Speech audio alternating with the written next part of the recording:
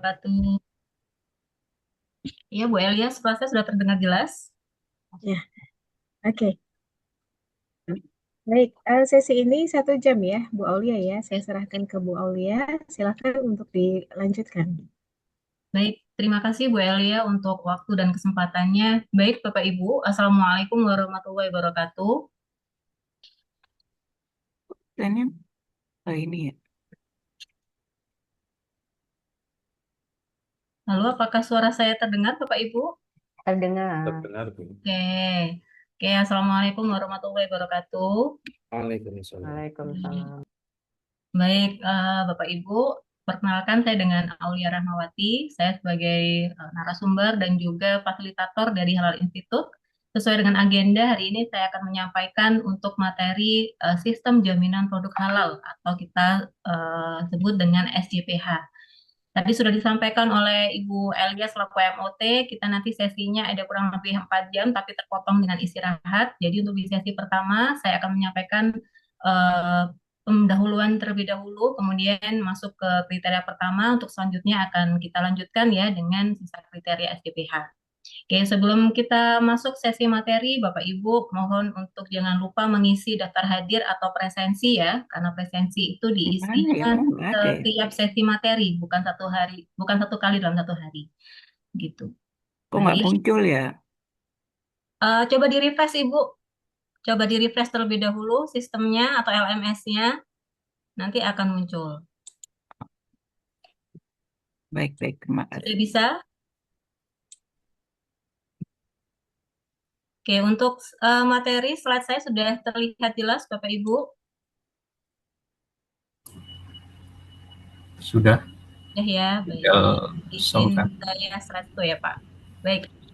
Baik, Bapak Ibu, kita akan membahas terkait sistem jaminan produk halal ya, merupakan suatu sistem yang menjamin, yang memastikan kehalalan produk yang dihasilkan oleh pelaku usaha.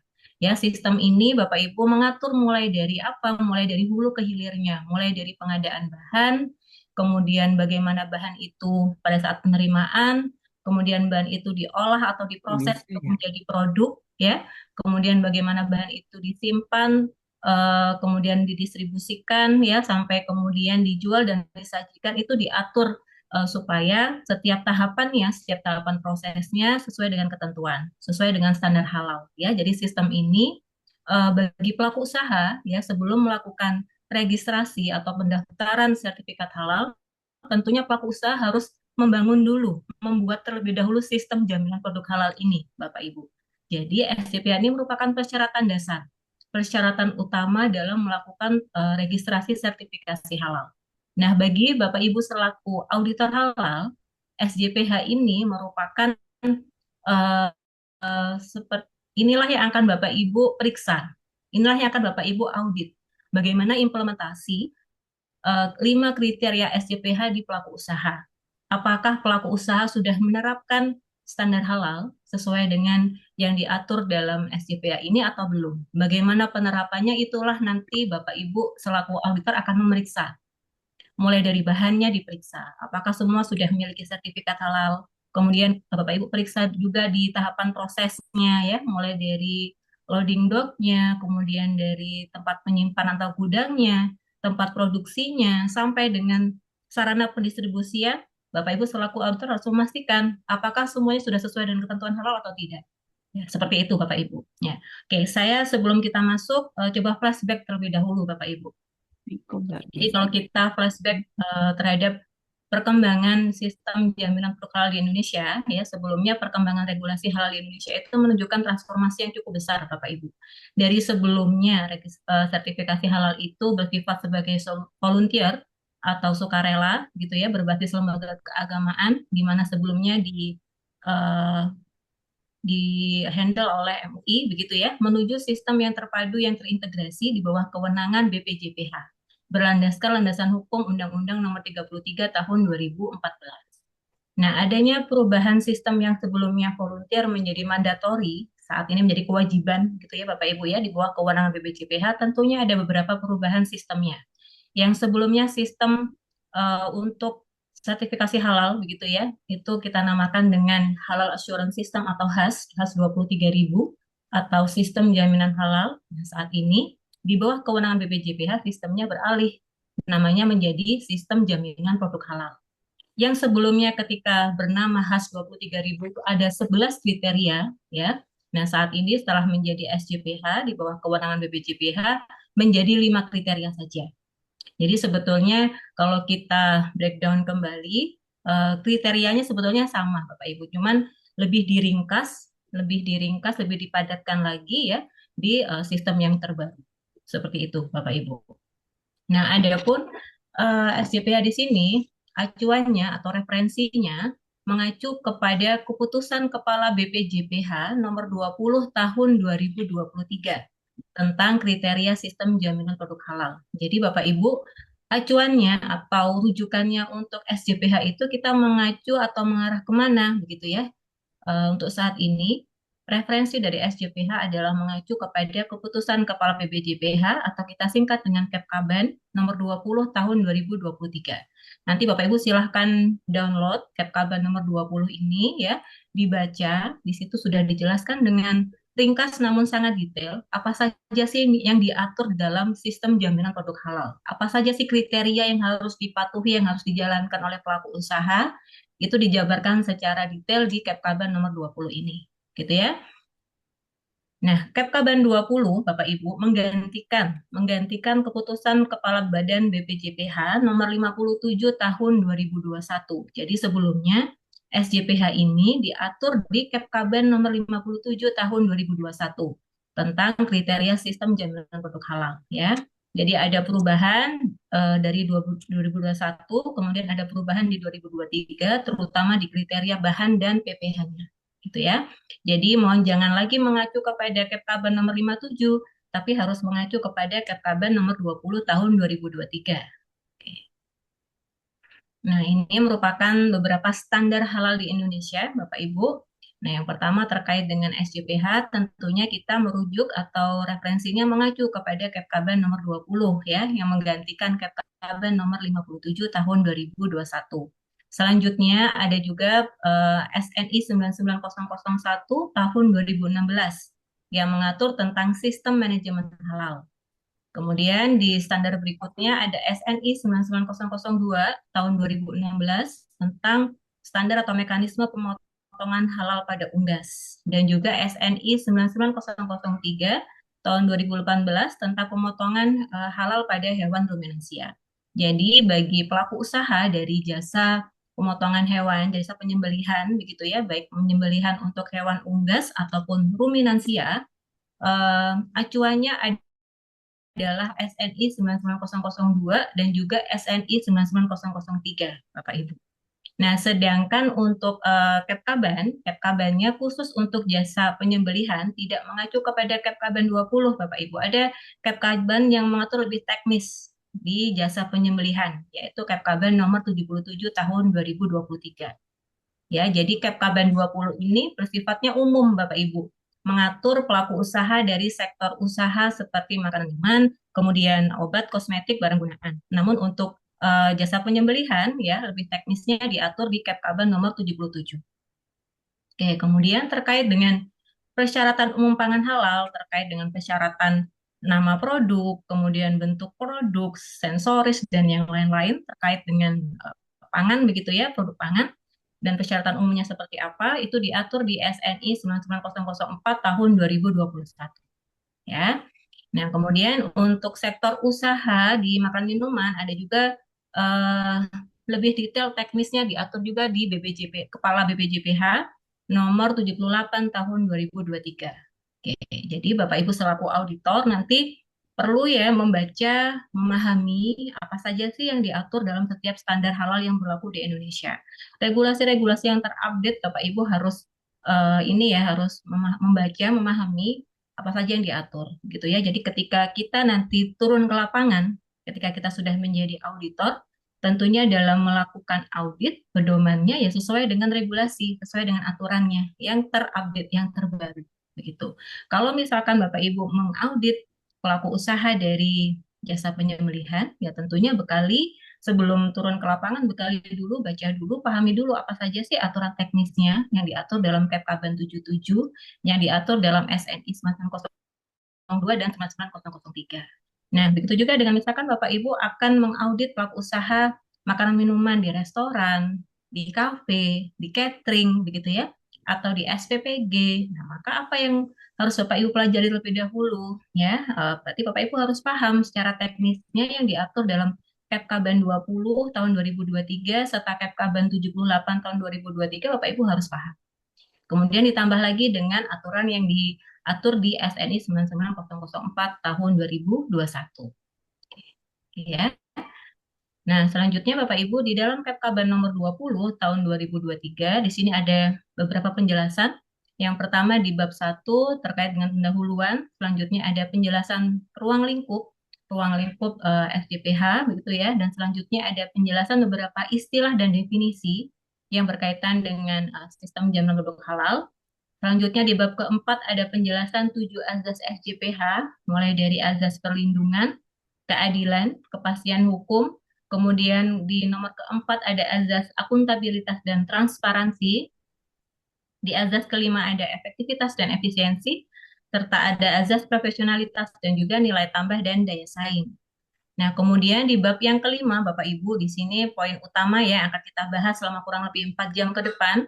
Di bab kelima ada penjelasan 5 kriteria SJPH, Bapak Ibu. Nah, apa saja sih kriteria atau ketentuan yang diatur dalam SJPH? Yang pertama adalah kriteria komitmen dan tanggung jawab. Nah, selanjutnya yang kedua adalah kriteria bahan.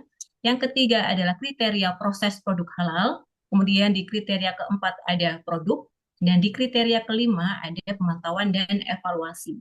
Nah, Bapak Ibu nanti selaku auditor halal harus memastikan bagaimana sih penerapan untuk kriteria pertama di pelaku usaha. Apakah pelaku usaha sudah memiliki komitmen? Apakah tanggung jawab pelaku usaha sudah dijalankan? Bagaimana bentuk pelaksanaannya? Bagaimana buktinya? Apakah sudah ada? Itu yang akan Bapak Ibu periksa. Kemudian di kriteria kedua, di klausul kedua bahan, Bapak Ibu memeriksa apakah bahan sudah bersertifikat halal semua, gitu ya? Apakah sudah memiliki dokumen pendukung sesuai dengan ketentuan? Kemudian di kriteria ketiga, di proses produk halal, Bapak Ibu pastikan di setiap tahapan prosesnya, mulai dari proses penerimaan, penyimpanan, produksi, pengemasan, sampai dengan pendistribusian dan sampai juga penjualan dan penyajian, Bapak Ibu periksa bagaimana tahapan prosesnya. Apakah ada potensi penggunaan bahan haram? Apakah ada potensi kontaminasi najisnya atau tidak? Itulah yang Bapak Ibu harus periksa dan pastikan selama proses mengaudit, ya.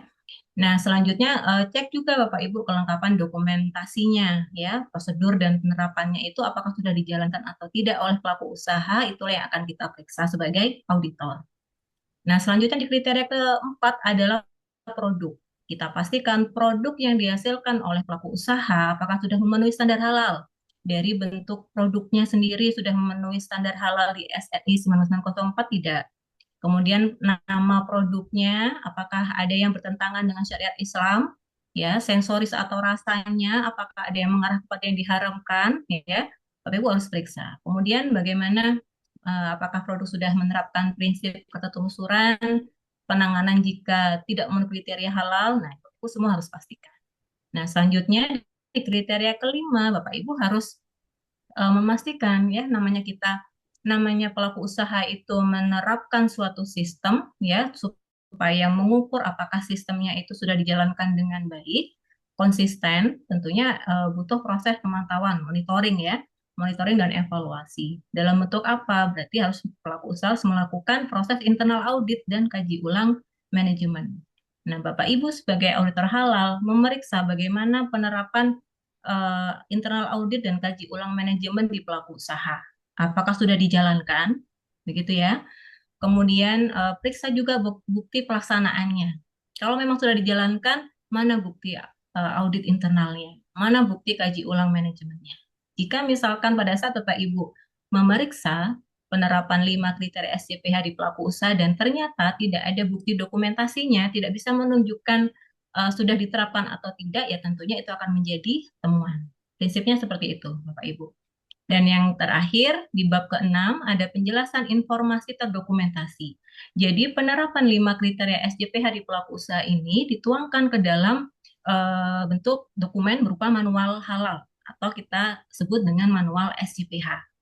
Nah, kemudian di dalam manual SJPH tentunya harus dilengkapi dengan beberapa ini ya, struktur dokumen di bawahnya seperti prosedur, SOP begitu ya, dan juga bukti rekaman pelaksanaan prosedurnya itu harus juga Bapak dituangkan ke dalam manual SJPH. Nah, itulah yang Bapak Ibu nanti periksa. Apakah pelaku usaha sudah memiliki manual SJPH, apakah sudah sesuai urutannya, kemudian dokumentasinya apakah sudah ada dan dijalankan, sudah konsisten tidak, itu yang akan kita periksa sebagai auditor halal. Begitu ya Bapak Ibu ya, gambaran besarnya yang akan kita pelajari selama kurang lebih 4 jam ke depan. Oke, kita masuk ke dalam definisi apa itu sistem jaminan produk halal, Ibu. Jadi sistem jaminan produk halal di sini merupakan pendekatan yang sistematis. Ya, pendekatan yang sistematis dalam hal ini berarti berurutan begitu ya, kemudian terstruktur, kemudian tahapannya saling berkaitan, Bapak Ibu. Kemudian pendekatan yang terintegrasi. Jadi merupakan satu kesatuan yang tidak terpisah. Jadi sistem ini Bapak Ibu dibuat ya berurutan, kemudian terintegrasi menjadi satu kesatuan dari hulu ke hilirnya Bapak Ibu. Mulai dari pengadaan bahannya ya sampai dengan bahan itu diterima di tempat usaha, kemudian bahan itu disimpan untuk selanjutnya diproses atau diproduksi untuk menghasilkan produk, sampai dengan proses pendistribusian, sampai dengan penyajian, itu semua dikelola. Kemudian disusun, kemudian diterapkan, dan dipelihara. Terus-menerus dipelihara Bapak Ibu ya. Karena tujuan dari sistem jaminan produk halal ini untuk memastikan konsistensi, untuk memastikan penjaminan apakah tempat usaha ini sudah menjalankan sesuai dengan standar halal atau tidak ya. Nah, dengan cara apa kita memastikan itu? Yang pertama, dengan cara mengidentifikasi terlebih dahulu bahan.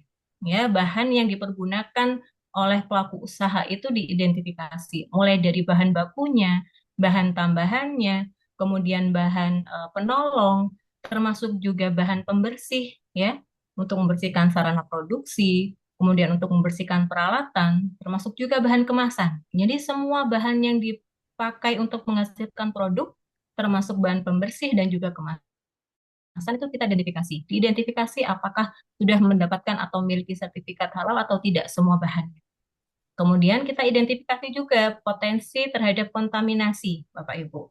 Di sini ada dua ya kontaminasinya, kontaminasi penggunaan bahan haram dan juga kontaminasi najis. Ya, karena kalau prinsip dalam menghasilkan produk halal itu kan ada dua, Bapak Ibu ya. Kita pastikan kehalalan bahan yang dipergunakan, dan yang kedua adalah memastikan tahapan prosesnya itu tidak ada najisnya, tidak terkontaminasi oleh najis. Nah, itu yang harus kita identifikasi.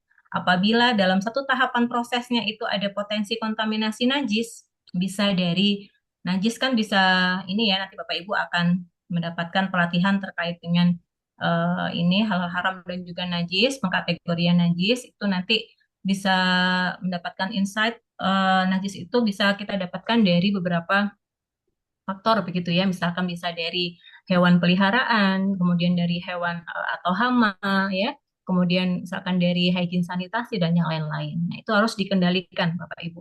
Ketika ada potensi najis, tentunya pelaku usaha harus memiliki tindakan spesifik untuk pengendalian supaya najis itu tidak terjadi di sarana produksinya. Nah, selanjutnya kemudian identifikasi terhadap produk, kemudian identifikasi terhadap sumber daya. Sumber daya di sini berarti sumber daya tidak hanya sumber daya manusia ya, tapi juga sumber daya yang diperlukan untuk menjamin pelaksanaan SJPH ini.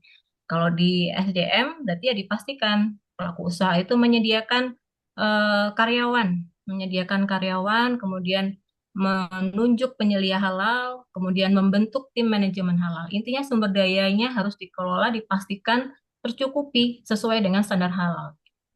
Kemudian selanjutnya Bapak Ibu tentunya dalam membuat suatu sistem butuh ada prosedur ya. Prosedur di sini tujuannya dalam rangka memastikan dan menjaga kesinambungan proses produk halal sesuai dengan persyaratan yang ditetapkan oleh BPJPH.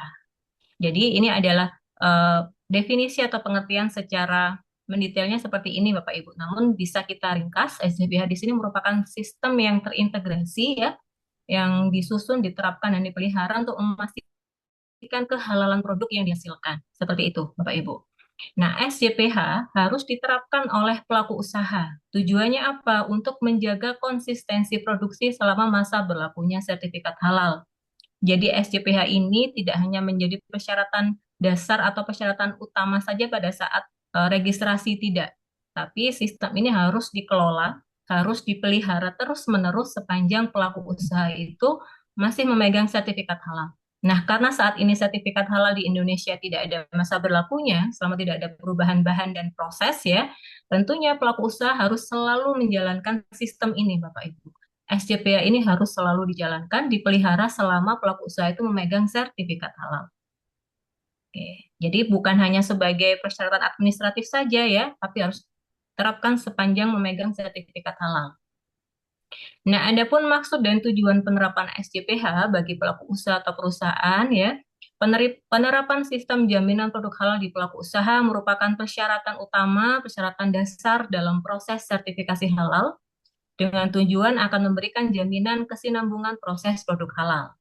Ya, SJPH di sini diterapkan dalam kegiatan sertifikasi halal tujuannya untuk menjamin kehalalan produk dan menjaga kesinambungan proses produk halal sesuai dengan ketentuan perundangan yang berlaku.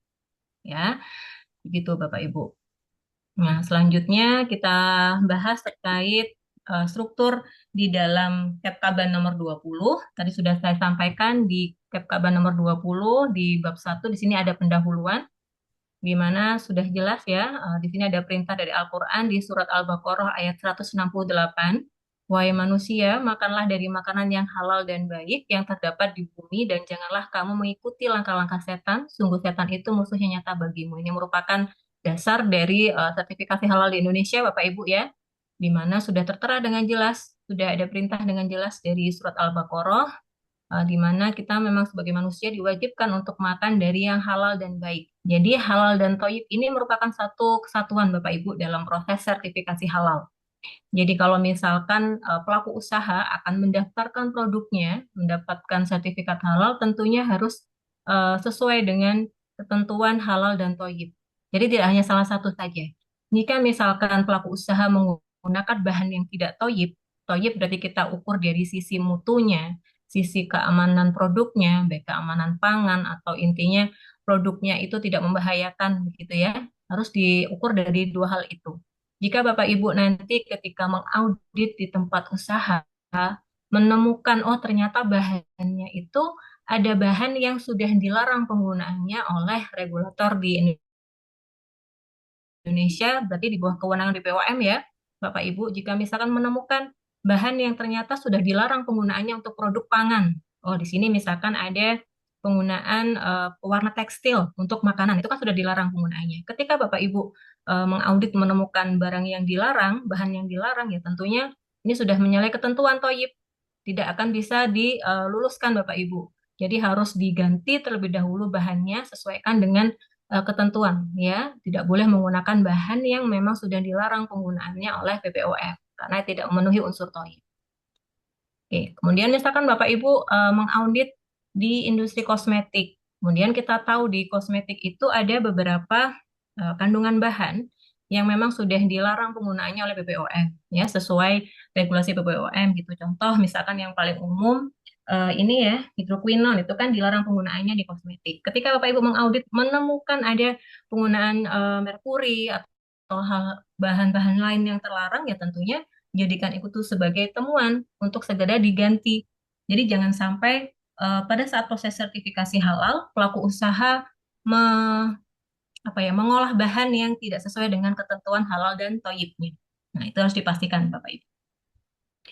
Kemudian terkait pembahasan peraturan pemerintah ya, di sini PP nomor 42 tahun 2024 tentang penyelenggaraan bidang jaminan produk halal pada bab keempat pasal 72 untuk menjaga kesinambungan PPH proses produk halal ya, pelaku usaha wajib menerapkan sistem jaminan produk halal.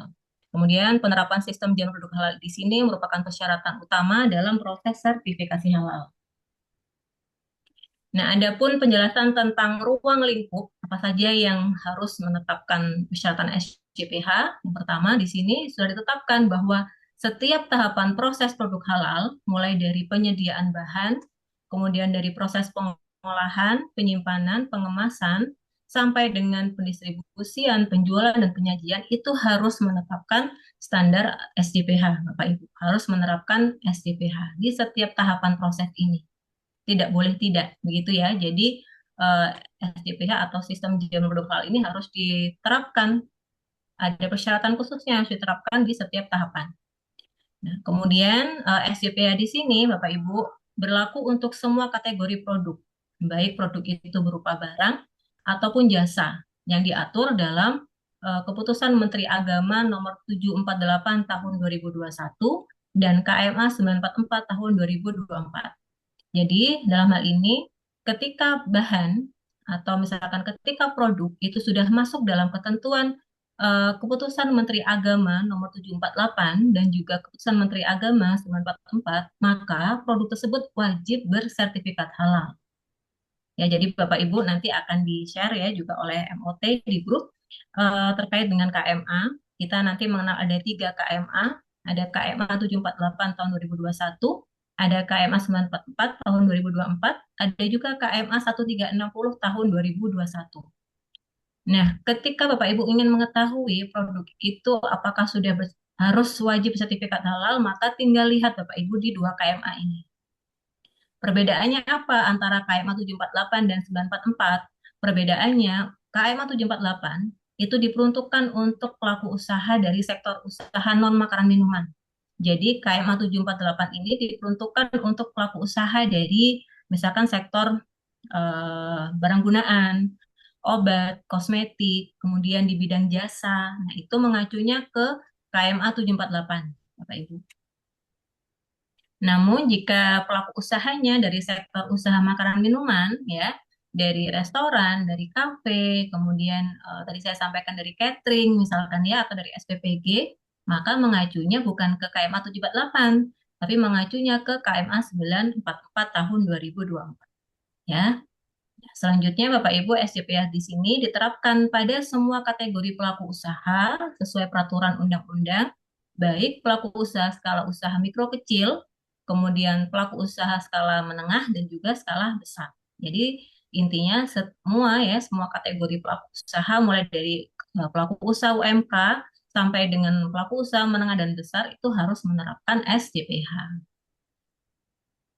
Oke, di sini saya sampaikan ada 2 kategori produk yang wajib bersertifikat halal ya, Bapak Ibu. Produk itu bisa berupa barang, terlihat wujudnya gitu ya. Kemudian ada juga produk berupa layanan atau jasa atau servis begitu ya. Untuk kategori barang ya Bapak Ibu, produk yang wajib bersertifikat halal adalah produk makanan, kemudian produk minuman, kemudian produk obat. Selanjutnya, yang diwajibkan bersertifikat halal ada juga produk kosmetika, produk kimiawi, biologi, dan rekayasa genetika. Nah, di sini Bapak Ibu berhati-hati ya. Di sini ada catatan khususnya, ada persyaratan khususnya. Untuk produk kimiawi, biologi, dan rekayasa genetika, persyaratan yang wajib bersertifikat halal hanyalah jika produknya itu berkaitan dengan makanan, minuman, obat, dan kosmetik saja. Ketika produk kimiawinya, contohnya misalkan produk kimiawinya ini tidak ada atau misalkan tidak ada unsur yang berkaitan dengan makanan, minuman, obat dan kosmetik, maka tidak wajib bersertifikat halal. Seperti itu Bapak Ibu. Namun jika misalkan produknya itu ada kaitannya dengan makanan, minuman, obat, kosmetik, maka tentunya harus disertifikasi halal. Oke, selanjutnya produk berupa barang selanjutnya yang wajib bersertifikat halal adalah barang gunaan. Barang gunaan di sini adalah barang yang dipakai, digunakan atau dimanfaatkan. Ya, tentunya Bapak Ibu di sini ada persyaratan. Barang gunaan itu tidak semuanya wajib bersertifikasi halal, Bapak Ibu. Jadi berhati-hati ya ketika nanti akan melakukan proses audit, mengaudit sektor barang gunaan begitu ya. Periksa dulu barang gunaannya ini ada atau mengandung unsur hewani tidak. Karena kalau tidak mengandung unsur hewani, ya tentunya tidak wajib bersertifikat halal. Jadi seperti itu Bapak Ibu.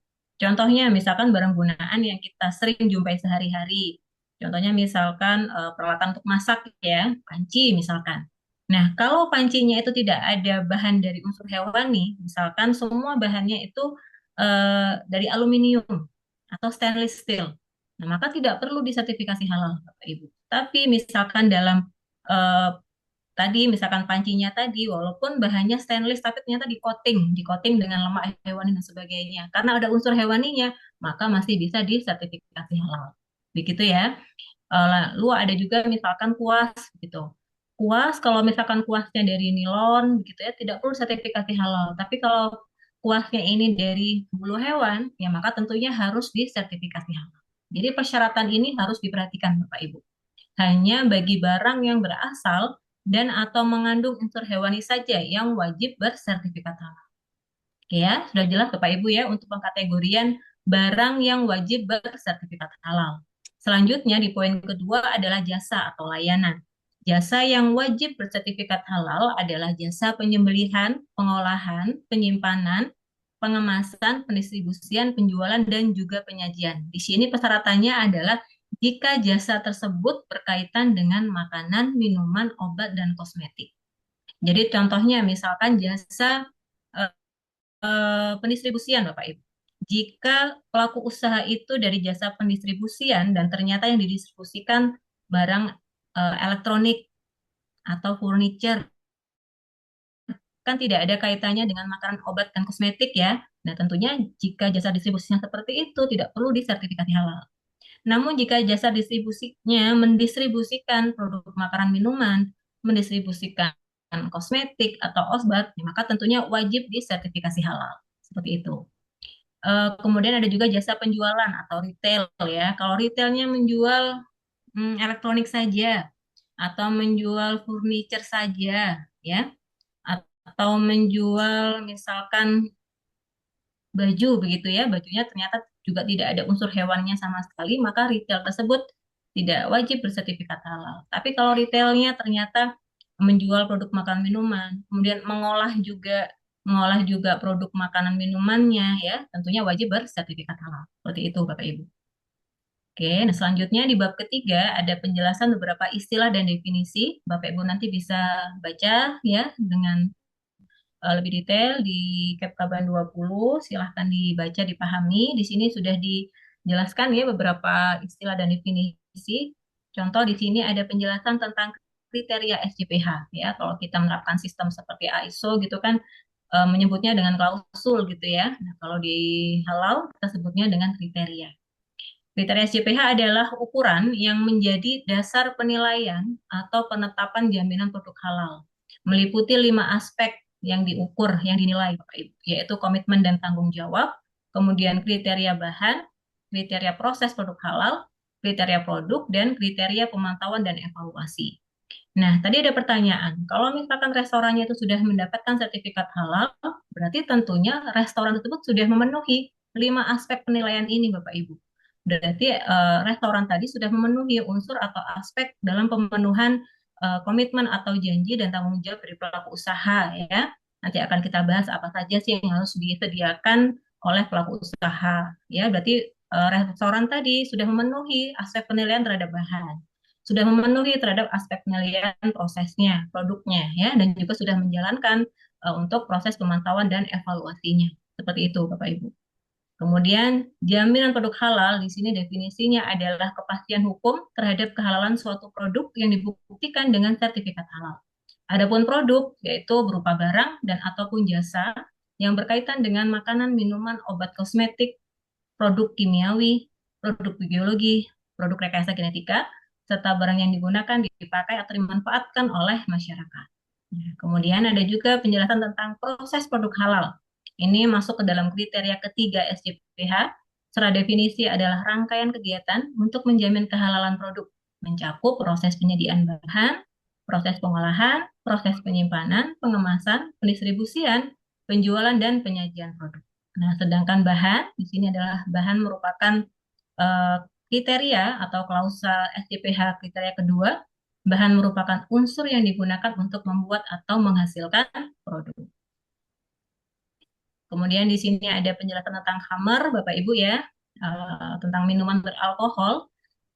Khamr di sini merupakan setiap minuman yang memabukkan, baik dari anggur ataupun bahan lain, baik itu dimasak ataupun tidak. Intinya yang memabukkan, itulah khamr Bapak Ibu.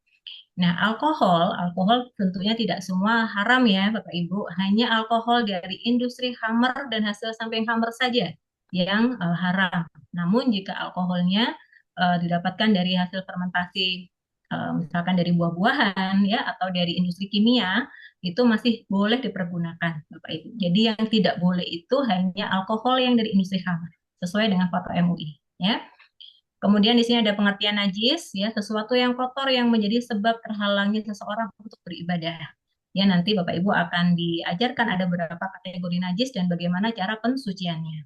Oke. Kemudian untuk definisi yang lain, silahkan dibaca Bapak Ibu ya di Kepkaben nomor 20.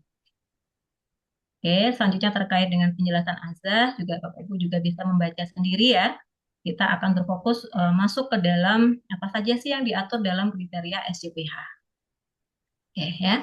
Di sini kita akan gambarkan nih Bapak Ibu. Yang pertama tentang kriteria komitmen dan tanggung jawab. Tentunya ketika perusahaan atau pelaku usaha akan menerapkan suatu sistem ya, eh, si pemilik perusahaannya ya atau pimpinan perusahaannya itu harus memiliki komitmen Bapak Ibu, harus berjanji terlebih dahulu. Janji supaya apa? Supaya berjanji akan memenuhi semua persyaratan. Berjanji akan melakukan sesuai dengan standarnya. Itu harus dipenuhi terlebih dahulu ya ketika kita akan menerapkan suatu sistem. Dan tentunya supaya sistem itu bisa berjalan dengan baik ya pelaku usaha harus melakukan beberapa ini Bapak Ibu ya harus menjalankan tanggung jawabnya mulai dari penyediaan sumber dayanya ya harus dikelola, harus dipastikan tercukupi mulai dari kebutuhan sumber daya manusia karyawannya, kemudian harus menunjuk karyawan yang in charge atau menghandle berkomitmen penuh untuk menjalankan halal terus ditunjuk.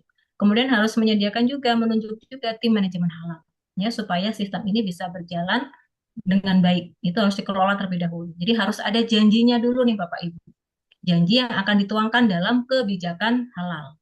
Nah, selanjutnya pelaku usaha dalam hal ini pimpinan atau pemilik perusahaan ya harus janji juga untuk memastikan penggunaan bahannya sesuai dengan standar halal.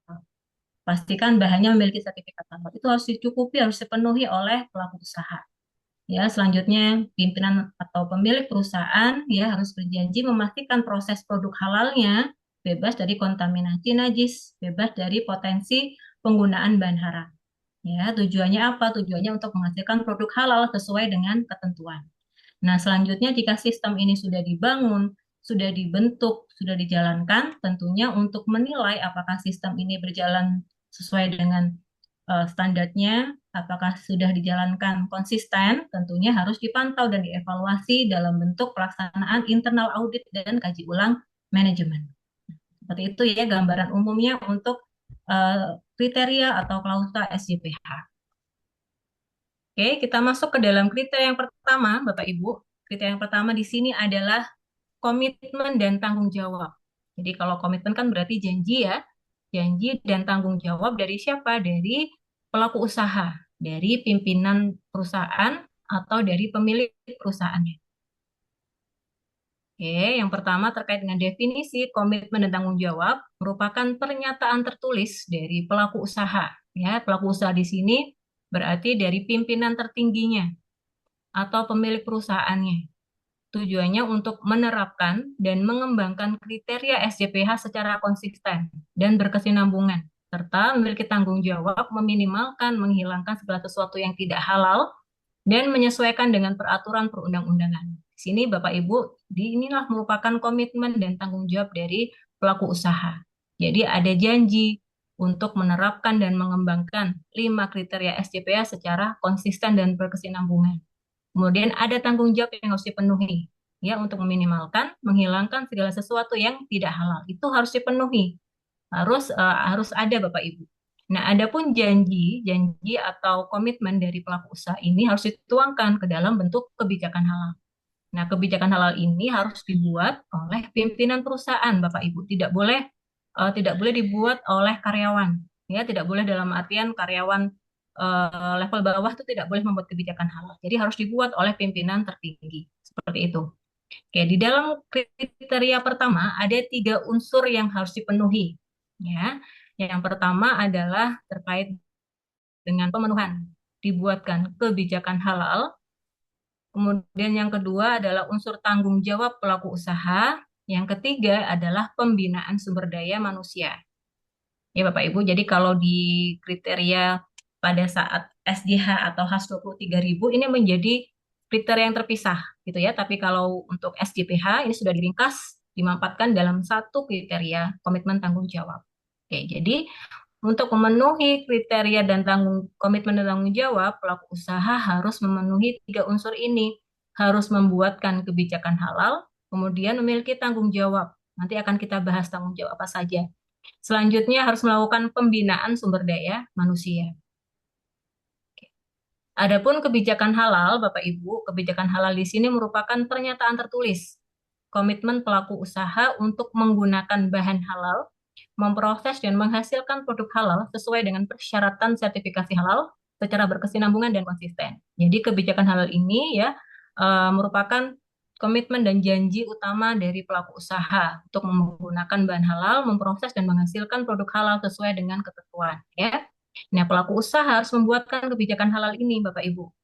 Ini harus ada. Ketika Bapak Ibu nanti melakukan audit di tempat usaha, ya Bapak Ibu harus memeriksa untuk pemenuhan kriteria pertama itu, Bapak Ibu cek dulu kebijakan halalnya. Apakah pelaku usaha sudah memiliki kebijakan halal? Sudah membuatkan kebijakan halal? Itu yang perlu Bapak Ibu periksa. Apa saja yang tertuang dalam kebijakan halal? Yang pasti ini Bapak Ibu ya, janji untuk selalu menggunakan bahan halal, diproses untuk menghasilkan produk halal sesuai dengan persyaratan sertifikasi halal itu harus ada. Ya, itu template sebenarnya tidak ada template bakunya, namun ketentuan hal ini janji untuk menggunakan bahan halal, kemudian diproses untuk menghasilkan produk halal sesuai dengan ketentuan, ya, dipastikan tidak ada kontaminasi najis, itu harus ada di kebijakannya. Kalau misalkan pelaku usaha mengembangkan kembali, menambahkan beberapa poin-poin kembali, tidak masalah Bapak Ibu, tapi pastikan ada dua hal ini, gitu ya, ada terkait janji dan komitmen untuk menggunakan bahan halal, diproses di sarana produksi yang bebas dari kontaminasi najis itu yang harus ada.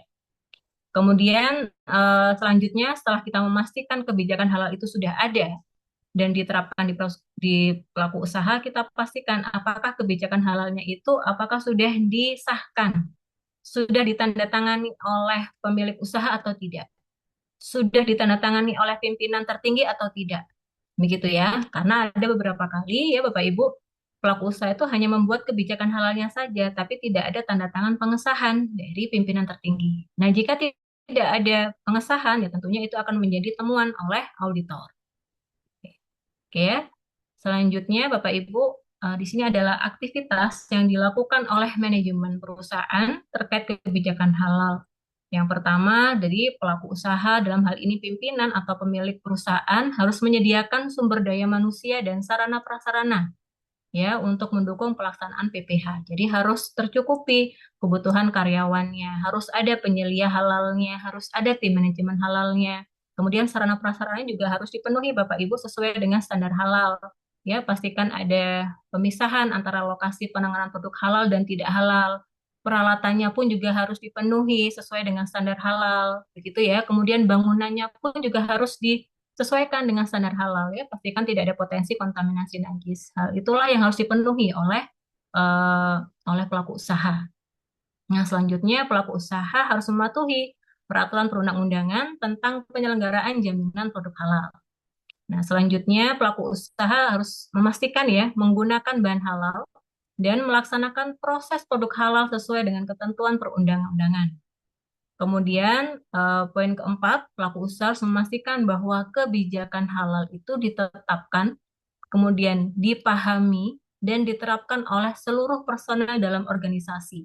Jadi tidak hanya berhenti dengan membuat kebijakan halal saja, tapi harus dipahami oleh seluruh karyawan, Bapak Ibu. Dengan cara apa karyawan itu bisa paham kebijakan halal? Maka tentunya harus butuh pelaksanaan sosialisasi. Harus ada sosialisasi kepada seluruh karyawan, Bapak Ibu. Jadi harus ada komunikasi tentang kebijakan halal kepada seluruh karyawan dan juga kepada stakeholder ya, pihak ketiga, mitra kerja mulai dari suppliernya, kemudian misalkan perusahaan itu menggunakan jasa untuk cleaning service atau jasa untuk pengendali hama, ya. Intinya menggunakan pihak ketiga dalam dalam proses produksinya pelaku usaha itu harus disosialisasikan juga. Jadi sosialisasi kebijakan halal itu tidak hanya kepada internal perusahaan, tapi juga kepada eksternal. Mitra kerjanya pun juga harus disampaikan kebijakan halal perusahaan. Tujuannya apa? Supaya sama-sama. Jadi untuk menerapkan sistem ini kan tentunya butuh support dari beberapa pihak, begitu Bapak Ibu ya. Baik itu internal maupun eksternal. Sistem ini tidak akan bisa berjalan dengan sempurna jika tidak ada dukungan atau support dari internal maupun eksternal. Internal berarti dari karyawannya, eksternal berarti dari mitra kerja. Kalau misalkan sudah dijaga dengan baik pada internal, namun ketika tidak dijalankan atau tidak dijaga oleh eksternal, otomatis sistem ini tidak akan bisa berjalan dengan sempurna, tidak akan bisa berjalan dengan baik. Contoh misalkan Bapak Ibu, ketika kita tidak menerapkan atau ketika kita tidak mensosialisasikan kebijakan halal kepada mitra kerja, ada kekhawatiran si mitra kerja ini akan misalkan ketika mendistribusikan produknya kepada perusahaan, misalkan mereka menggunakan armada yang tidak bersih. Kemudian mereka mencampur antara armada pengiriman produk halal dengan non halal. Nah, itu kita bisa antisipasi jika kita sudah mensosialisasikan terlebih dahulu. Jadi supaya semua pihak itu menjalankan sistem ini gitu. Kemudian contoh lagi misalkan Bapak Ibu menggunakan pelaku usahanya itu ada menggunakan jasa ketiga untuk cleaning service. Nah, kan ada ketentuan bahwa bahan pembersih juga harus bersertifikat halal.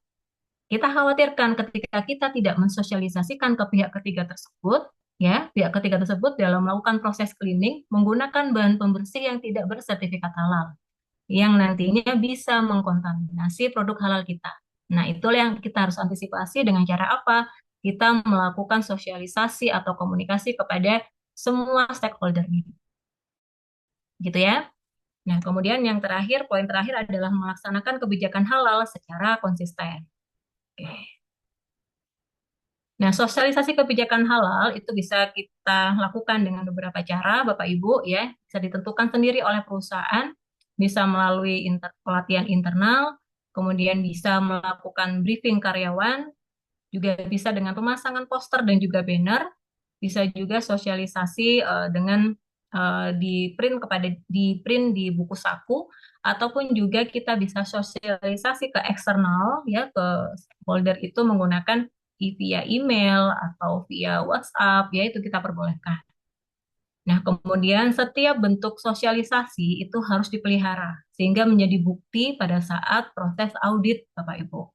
Jadi Bapak Ibu nanti ketika melakukan proses audit di tempat usaha berarti ya harus meminta bukti pelaksanaan sosialisasi kebijakan halal. Kalau misalkan perusahaan sudah menetapkan sosialisasinya berupa pelatihan ya, maka Bapak Ibu harus mintakan daftar hadir pelaksanaan pelatihannya seperti apa. Begitu. Kemudian kalau misalkan pelaku usaha itu sudah menetapkan sosialisasi dalam bentuk briefing, ya maka Bapak Ibu mintakan bukti pelaksanaan briefingnya seperti apa. Daftar hadirnya, fotonya, notulen briefing itu harus ada oleh pelaku usaha. Jika misalkan pelaku usaha tidak bisa menunjukkan bukti pelaksanaan, ya berarti itu merupakan sebagai temuan Bapak Ibu. Ya, karena setiap aktivitas ketika kita menerapkan sistem itu kan harus ada buktinya, harus ada bukti dokumentasi atau bukti pelaksanaannya. Kemudian ketika perusahaan itu menetapkan sosialisasi dalam bentuk pemasangan poster atau banner, berarti harus ada wujud fisiknya di tempat usaha yang tertempel di misalkan di sarana produksinya, di gudang atau di dapur produksi atau di lobi kantor itu harus ada di pemasangan poster dan bannernya. Oke. Kemudian jika sosialisasinya dalam bentuk email atau WhatsApp, berarti juga harus ada Bapak Ibu bukti pengiriman emailnya, apa namanya, atau misalkan bukti sosialisasi melalui WA itu juga harus ada, harus bisa ditunjukkan oleh pelaku usaha. Oke. Ya, ini adalah contoh kebijakan halal yang tidak sesuai. Kenapa tidak sesuai? Karena tidak ada tanda tangan pengesahan dari plan direktornya. Jadi harus ada Bapak Ibu tanda tangan pengesahan dari pimpinan tertinggi perusahaan.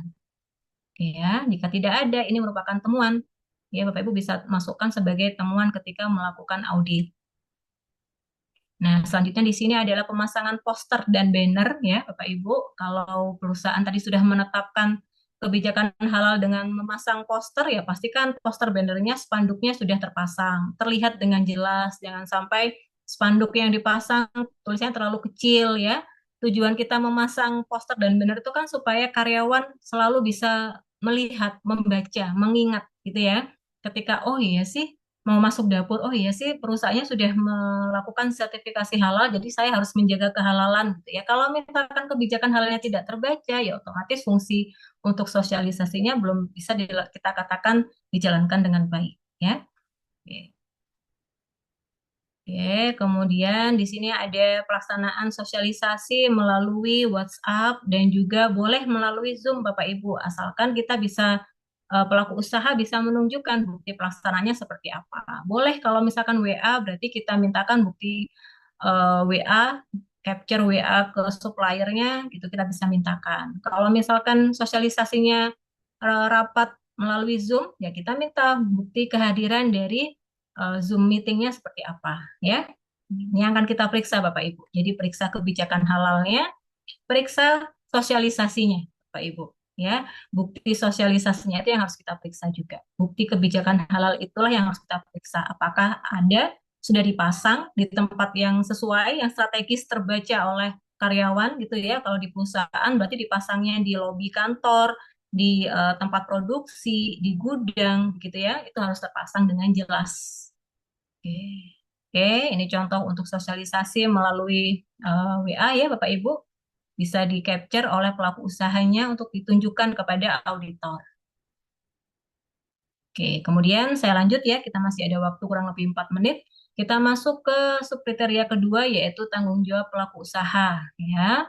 Nah, di sini apa saja tanggung jawab dari pelaku usaha? Yang pertama, pelaku usaha memiliki tanggung jawab untuk menjamin tersedianya sumber daya yang memadai untuk penyusunan, penerapan, dan perbaikan berkelanjutan SCPH. Jadi harus tercukupi Bapak Ibu sumber dayanya, karyawannya itu harus tercukupi. Kemudian yang kedua, tanggung jawab yang kedua adalah menunjuk dan menetapkan penyelia halal. Jadi kalau misalkan pelaku usaha itu sudah mau menerapkan SJPH, ya tentunya harus ditunjuk, harus disediakan karyawan untuk dijadikan sebagai penyelia halal. Ya, kemudian melaporkan sesuai persyaratan yang ditetapkan dalam peraturan perundang-undangan. Nah, penyelia halal di sini ya dapat berasal dari pelaku usaha yang bersangkutan atau boleh dari eksternal Bapak Ibu ya. Jika perusahaan ini kerjasama dengan pihak lain, kemudian memakai penyelia halal dari pihak ketiga atau konsultan, sampai saat ini masih diperbolehkan. Kemudian untuk pelaku usaha mikro kecil, penyelia halal itu dapat berasal dari pelaku usaha yang bersangkutan atau berasal dari pihak lain, seperti organisasi kemasyarakatan keagamaan, bisa juga berasal dari instansi pemerintah, badan usaha, atau perguruan tinggi. Nah, selanjutnya Bapak Ibu, selain menunjuk dan menetapkan penyelia halal, tanggung jawab selanjutnya dari pelaku usaha harus menetapkan tim manajemen halal. Ya, jadi supaya memastikan sistem ini berjalan sesuai dengan koridornya, berjalan dengan baik, tentunya tidak boleh hanya dibebankan kepada satu orang saja.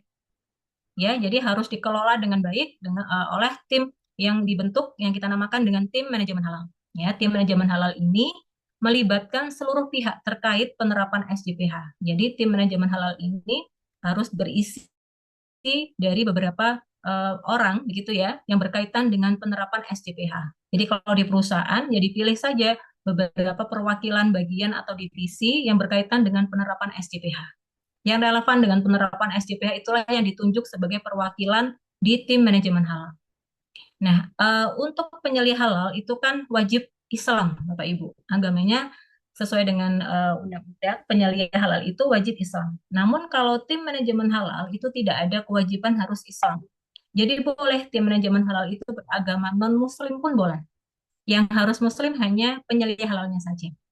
Seperti itu, Bapak Ibu. Oke. Nah, kemudian tujuan pembentukan tim manajemen halal ya, pastikan semua personal menjaga integritas JPH di perusahaan termasuk pemasok, mitra, dan distributor. Jadi kita pilih Bapak Ibu untuk tim manajemen halal itu terdiri dari beberapa orang yang berkaitan dengan implementasi SJPH, mulai dari pengadaan bahan, purchasing, atau procurement, itu harus terlibat dalam tim manajemen halal, karena berkaitan dengan pemasok dan mitra kerja. Kemudian bagian penerimaan barang atau incoming, bagian gudang, bagian produksi, bagian distribusi, ya itu harus masuk ke dalam tim manajemen halal. Ya. Oke, baik Bapak Ibu, izin kita sudah pukul 12 ya. Kita stop terlebih dahulu. Untuk selanjutnya akan kita lanjutkan pukul 13 ya Bapak Ibu ya. Kita masih ada beberapa penjelasan lagi di kriteria 1 dan juga sampai dengan kriteria kelima. Oke, baik Bapak Ibu, silahkan beristirahat ya. Saya kembalikan kepada Bu Elia. Saya akhiri dulu. Assalamualaikum warahmatullahi wabarakatuh. Waalaikumsalam warahmatullahi Waalaikumsalam wabarakatuh. Terima kasih Bu warahmatullahi Aulia wabarakatuh. Rahmawati. Ya, tepat jam 12 sih ya.